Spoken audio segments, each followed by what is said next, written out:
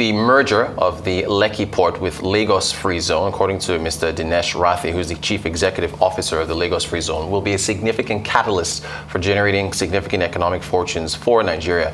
He revealed this in a panel discussion on industrial infrastructure, special economic zones, and master plan developments at the West Africa Property Investment Summit in Lagos. He stated that in order to accelerate development and improve the economic well-being of its population, Nigeria must start concentrating on planned city developments like the special economic zones. Joining us to discuss further is Seun Ogundolapo, who's the head of Trade, Transactional Products and Services at Stanbic IBTC. Seun, good morning to you. Thank you so much for joining us. So on that quote there, that Nigeria could realize their economic potential by focusing on planned city developments, what's the advantage of that?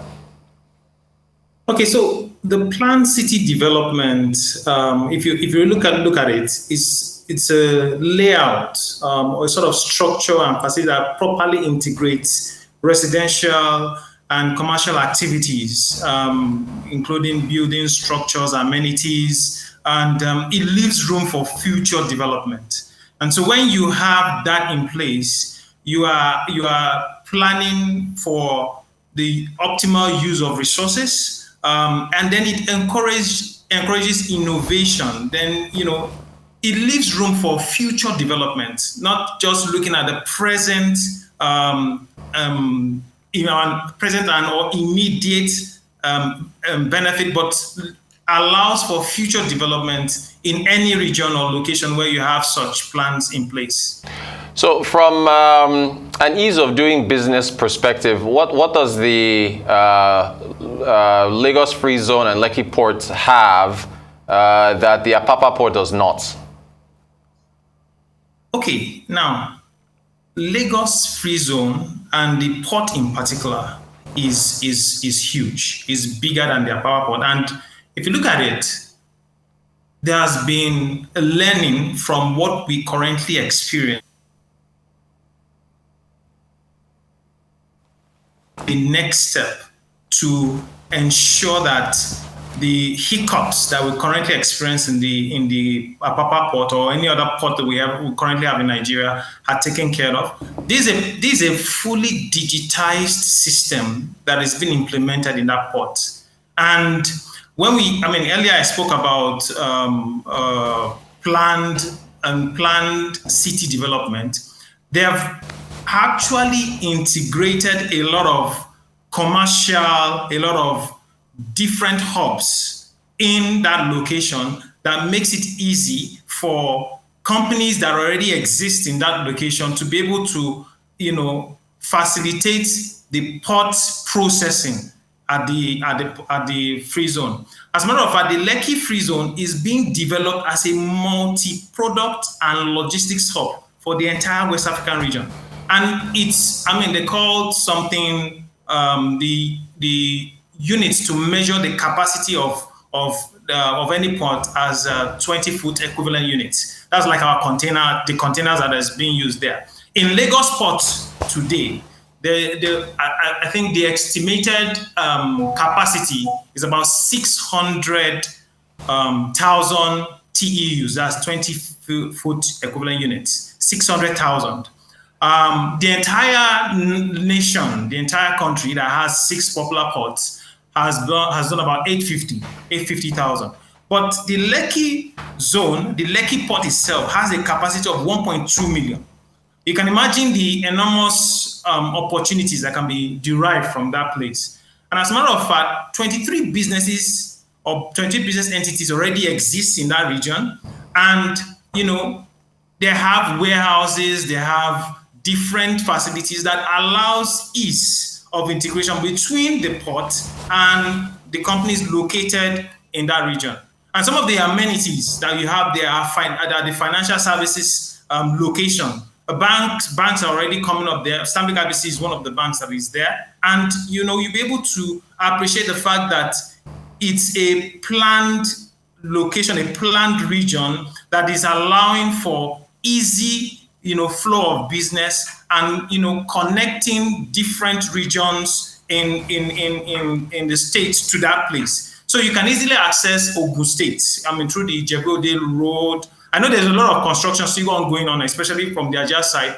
But, by the time everything is fully operational, you see that it's going to be easier and makes life easier for importers and exporters in the country. Great stuff. This is all very good, Seun, and thanks for that with the metrics and the size and the scale. Dangote refineries in that area and so on and so forth. So, what happens to the Apapa? I'm sorry to keep banging on about the Apapa, but do we just what happens to it? What's the future for the Apapa port at this point?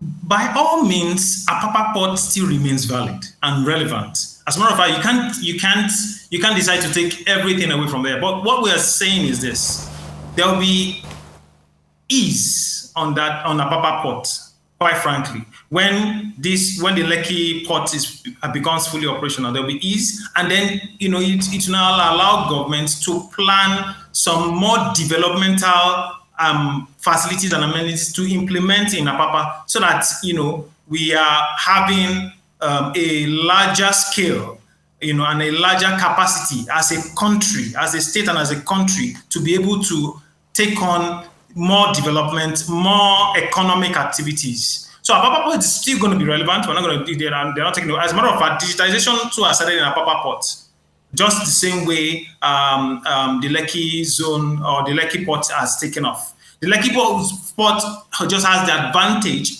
of learning. It's recent, so it has learned from the errors, and it has the expertise of different and modern technologies to be able to fully digitize. But notwithstanding, we can't do away with our Apapa port. Great stuff. Okay, we're talking ports, so of course we're talking trade. I want to get your thoughts on the RT200 summit, biannual summit that was held on Tuesday, and the Central Bank of Nigeria's goal of the non-oil exports. What do you make of the path here and the plans? Part of the pillars of the RT200 policy by the central bank is a dedicated non-oil export terminal.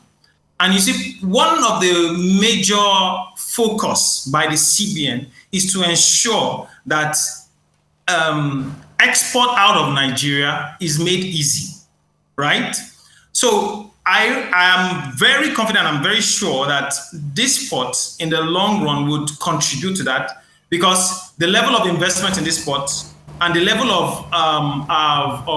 of attention is now attracting would also bring about a support, and I'm sure very, very you soon see that some level of partnership with government to see how export can be facilitated from that particular port. And as a matter of fact, we know that transshipment, right, is allowed in this port. I mean, there's a lot of facilities available for transshipment, which also is good, because it means that you can allow companies that are transiting their goods through Nigeria to berth in Nigeria, then proceed to the final destination. So government, the CBN government, are going to leverage the facilities with the zone to see how they can improve the export and make life easy, really, for the exporter in the country. Great stuff. Seun Ogundolapo, Head of Trade and Transactional Banking at Stanbic IBTC. We appreciate your time. Thank you so much for talking to us about the ports, trades, RT200 and the likes. Appreciate it.